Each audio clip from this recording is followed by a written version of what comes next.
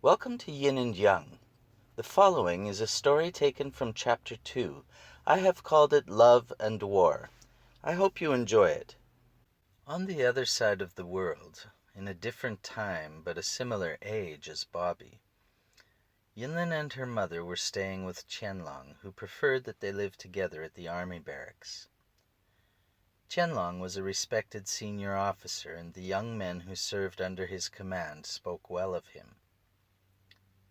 Yinlin loved these men who wore the same uniform as her father and represented the same care and attention she was accustomed to from him. Yinlin finished dinner and pulled away from the table. Running to the door, she paused at the entrance, scanning to see who was outside. She saw soldiers sitting around, enjoying the after-dinner break with quiet chatting. With a sudden strutting quality, Yinlin walked out into the center of the quiet roadway in front of the house. Yinlin held her head high and let her little girlish dress swing from side to side. She glanced about to see which of the soldiers noticed her. Walking down the steps onto the dirt road in front of her, she looked like a daughter of the sun who just landed on the planet, spreading her light for everyone's pleasure. Knowing that she was being observed, she bent down, pretending to inspect something on the ground. Then, hearing the revolutionary music playing in the loudspeakers nearby, she stood up straight. With her eyes casting in the direction of the men watching, she stuck her chest out, and with all the strength she had, sung the song her father taught her. Mao Zedong, Mao Zedong will stroll along with you. Mao Zedong, Mao Zedong will chat and laugh with you. One of the soldiers nudged the other, and smiling they watched her. Noting her audience, Yinlin turned and, still singing, walked slowly toward them. When the girl came to see me at night, the badge on her chest shone with heavenly light. If love and war become the same thing, keep on giving me strength, Mao Zedong. When the song came to an end, some soldiers looked down. Others glanced warmly at each other and at Yinlin. Yinlin felt safe among these men, like family. She understood that her song was appreciated and nothing more needed to be said. She leaned up against one young man's leg, named Comrade Ren. "Uh-oh, we need to do our work now," Comrade Ren said. "Do you want to walk with us a small way?" Her father was now at the entrance to the house, and showed agreement with the soldier's plan. Yinlin nodded her head and showed Comrade Ren a little stone she found. She said the stone was her treasure. Ren made a show of appreciation and said, "Wow, that is quite a treasure. I bet you can exchange that for enough congee and pork to feed the entire barracks. Then you would be a hero of the revolution." "Oh no," Yinlin replied. "I am keeping this in my box at home." Comrade Ren nudged her shoulder as they proceeded to walk with a happy, casual chatter. Yinlin continued walking with her little body stretched tall, shoulders back. Her voice, along with the soldiers, floated along the evening air, and like birds gathering in the trees, her eyes flitted about, seeking a place to land. After turning a corner and walking a small distance, they came to a building that looked odd in comparison to all the others. The red walls of this building rose higher than many, and were featureless with the exception of one small rectangular window high up on the wall. Yinlin stopped in front of this building and stared. With a sly look at Comrade Ren, another soldier, Comrade Chonglin, whispered to Yinlin, "Wow, what a strange-looking house. I wonder who lives there. Yinlin kept looking and observed. It's ugly. Is it for poor people? Did you think it's so ugly? Yinlin turned to walk away. Not yet noticing the solitary windows, she paused to ask, Why does it have no windows? The soldier smiled. Yinlin looked again, trying to understand the strange nature of the house, when Ren Jihao bent down to her and whispered, Where men sleep and never rise, ghosts will creep and never die. What's that mean? Yinlin asked. That building there is the house of the dead. What's that mean? Yinlin asked again, her eyebrows furrowed with slight disturbance. That house, little Miss Yin, is the house where we put people in after they die. He didn't explain to her that this is where the bodies were kept for medical practice. The building housed cadavers which were kept in formaldehyde, and even from a distance the faint whiff of the chemical was discernible. Really? Yinlin looked curious. There are dead people in that house? Can we go inside and look? Yinlin was afraid, but also very curious, and she felt that if she went with the soldiers she would of course be very safe. No, we can't go inside. The house is locked. But if you really want to, maybe we can let you look in the window. At this time, the daily songs playing on the loudspeakers stopped. There would be no more triumphant-sounding music till just before light the next morning. The sun was setting, and the soldiers' voices took a more hushed tone as the music around them had stopped. The stillness after the loudspeakers went silent left a sudden emptiness in the sky, and every word and thought now seemed more alive than before, as if one was talking in one's sleep and then suddenly woke to one's own voice. There are no windows, Yinlin protested in a lowered voice. Well, there is one window, you see, up there on the wall. That is a window. I can probably lift you and let you look inside the window. Would you like that? Comrade Ren asked. Okay, Yinlin said, cautious but still curious. Looking harder, she now noticed the tiny window way at the top.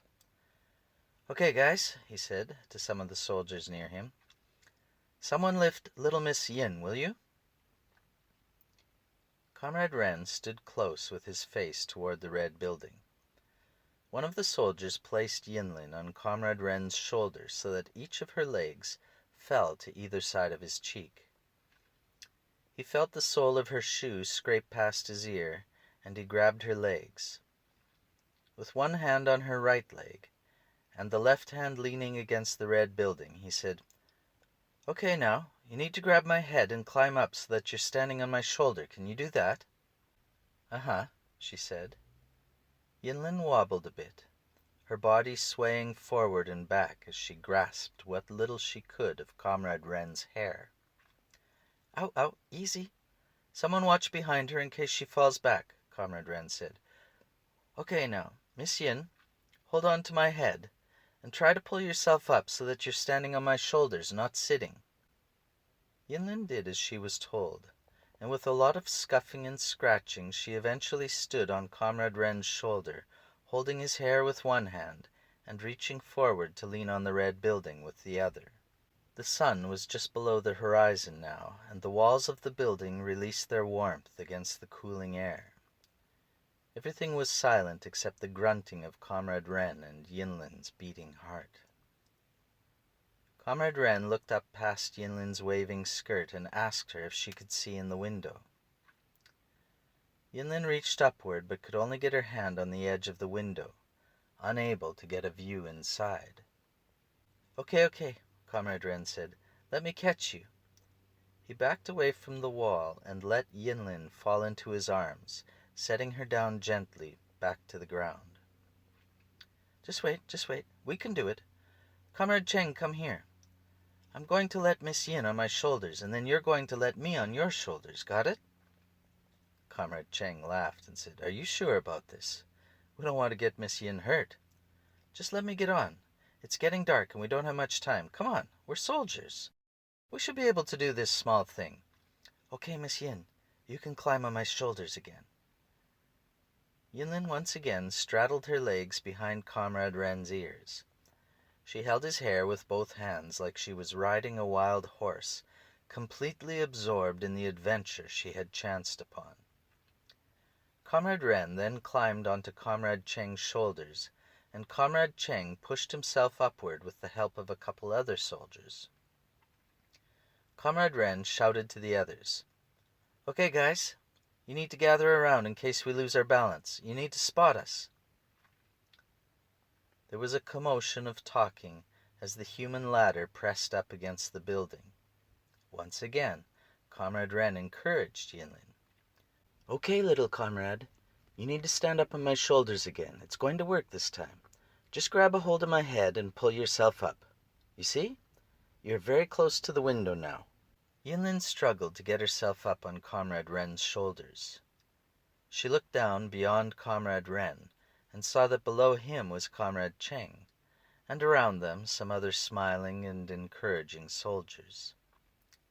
Together they propped her up very high, and on top of Comrade Ren she was able to look all around. From up here she could see across the roofs of other low buildings and the movements of people. One hand rested against the building, and the other held Comrade Ren's hair tightly. But if she was going to look in the window, she would have to let go of Comrade Ren's head and stand up straight. Ahead of her, and very close to her face, was the dark window to the house of the dead. All that could be heard was the quiet grunting of the men below her. An orange and velvet western sky shaded out toward the night as darkness advanced from the east. Yinlin turned and looked uncertainly at the dark window, which appeared much different close up. She could see dust and silky strands of gray fluff hovering in the air. Her legs were unsteady, and the people underneath her a wobble. The wall was firm, rough, and warm, and the dark hole of the window was waiting. What does a dead person look like, she wondered. She stretched her body up from Comrade Ren's head, and using both hands, pressed against the red wall. She grabbed the edge of the opening and pulled her head forward to look in. She pulled her face close, closer, and peering deep into the darkness, saw nothing. But the nothing was not emptiness. There was something there. It was laying there, silent. The air outside was still and calm, but the air inside seemed to brood. "What do you see, Miss Yin? What does it look like inside?" The men below sounded curious, but she had little to report. "Nothing," she replied. And pushing herself a bit with her toes, she peered even more deeply, when a gust of cool air and a soft moan came from deep in the darkness. Yinlin's hair on the back of her neck bristled, and she lost balance. Falling backward, she tried, but failed to grasp Comrade Ren's hair, who reached behind himself and grabbed her leg as she dropped, falling head first, but suspended in the air by Comrade Ren's tight grip. Simultaneously, Comrade Ren lost his balance and began falling, and there was a surge of arms and bodies reaching out to catch Comrade Ren as he fell backwards, holding Yinlin by her leg. The result was a pile of grasping bodies laying in various positions on the ground below. Yinlin got up on her feet and dusted her dress off. Others quickly assisted her, also brushing her clothes and asking, "Are you okay? Are you okay?" So sorry, Miss Yin. I hope you're okay." Comrade Ren was down on one knee looking into Yinlin's face. Yinlin looked in Comrade Ren's eyes. She wasn't disturbed, actually. Comrade Ren saw her excitement. "What did you see, Miss Yin? Did you see the dead people?" At that moment Yinlin got distracted by another thing. She noticed how handsome Comrade Ren looked with his furry eyebrows. She brought her face right up to Comrade Ren's, reaching out and gently touching his eyebrow. She gazed at him, all around his face. It was merely a moment, and in that briefest of moments, Comrade Ren felt Yinlin's presence, larger than a child's, like two souls touching. Then, retrieving her hand, she looked back into his eyes and whispered, "No, but I heard a ghost." "Really? What did the ghost sound like?" Yinlin thought for a moment, then replied, "It sounded sad." Someone said that Yinlin should probably go home. There was general agreement among the soldiers, and they said goodbye to Yinlin. Comrade Ren walked Yinlin back toward her home, pointing her in the direction she should go. One of the ribbons on Yinlin's dress had come loose. Yinlin shivered and hurried up the steps and back into the comfort of her own home.